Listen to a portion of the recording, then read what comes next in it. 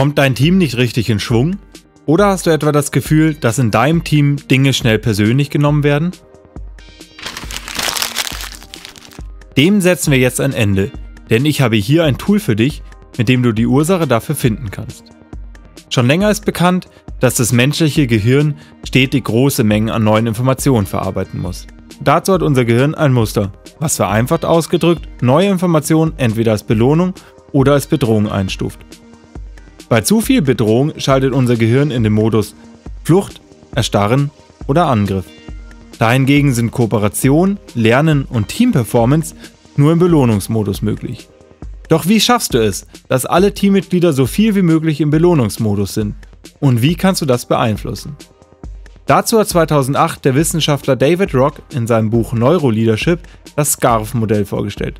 SCARF ist auch das englische Wort für Schal. In dem Akronym steht jeder Buchstabe für eine Dimension, die notwendig ist, damit das Gehirn in den Belohnungsmodus kommt. Also genau das, was du dir für dein Team wahrscheinlich wünschst. Nehmen wir das Modell also mal genauer unter die Lupe. S steht für Status. Dabei steht die relative Bedeutung zu anderen im Fokus. Ein wichtiger Einflussfaktor für diese Dimension ist Lob und Anerkennung von Leistung und Kompetenz. Dabei ist beim Aussprechen von Lob wichtig, dass du dabei nicht einen anderen Kollegen herabsetzt. Am besten ist es deswegen, wenn du eine Leistung oder eine Kompetenz lobst und nicht etwas sagst wie „Du bist einfach der Beste“. C steht für Certainty, also Sicherheit. Diese Dimension ist die Antwort auf die Frage: Empfinden deine Teammitglieder und Kollegen ein gewisses Maß an Stabilität und Vorhersagbarkeit? Diese Dimension ist vielleicht die persönlichste, denn jeder hat dort ein anderes Empfinden. Während dem einen schon das Ändern der Sitzordnung bei Meetings beschäftigt, kann es für andere kein Problem darstellen, wenn sie die Organisationseinheit wechseln sollen. A steht für Autonomy, also Autonomie. Autonomie empfinden deine Teamkollegen, wenn sie ihr Umfeld frei gestalten und kontrollieren können. Auch Wahlmöglichkeiten fördern das Autonomieempfinden und werden als Belohnung eingestuft. Jedoch kann auch zu viel wahrgenommene Autonomie das Gefühl von Sicherheit gefährden. Hier musst du also genau auf den Kontext der einzelnen Person achten. R steht für Relatedness, also Verbundenheit. Hier stellt sich jedes einzelne Teammitglied folgende Frage: Hat jemand in meiner Organisation oder in meinem Team echtes Interesse an mir als Person? Auch ein Wir-Gefühl in deinem Team ist dafür entscheidend.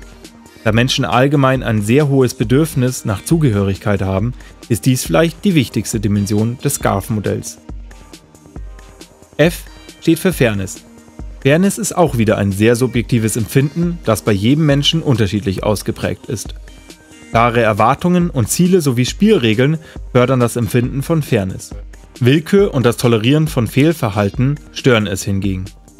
Auch wurde in wissenschaftlichen Experimenten beobachtet, dass Menschen weniger oder gar kein Mitgefühl empfinden, wenn sie eine Situation als unfair empfinden. Schon allein deswegen verdient diese Dimension eine besondere Beachtung. Nun haben wir das SCARF-Modell komplett erschlossen. Jeder Person sind die einzelnen 5 Dimensionen unterschiedlich wichtig und auch jede Person empfindet bei den Dimensionen anders. Nimm also am besten die Meinung von allen Teammitgliedern auf, wenn du dir für dein Team das Modell anschaust und überlegst, an welcher Dimension ihr noch viel Verbesserungspotenzial habt. Ich hoffe, dass dir das SCARF-Modell weiterhilft und du damit dein Team in Zukunft besser zusammenbringen kannst. In der Beschreibung habe ich dir auch nochmal das Dokument zum Runterladen verlinkt. Nun liegt es also an dir, dein Team genau unter die Lupe zu nehmen. An welcher Dimension wollt ihr die nächsten 2 Wochen arbeiten? Dir hat das Video gefallen? Dann lass mir doch gerne ein Like da und abonniere meinen Kanal. Du hast Ideen, Anregungen, Feedback oder Themenwünsche? Dann schreib es in die Kommentare.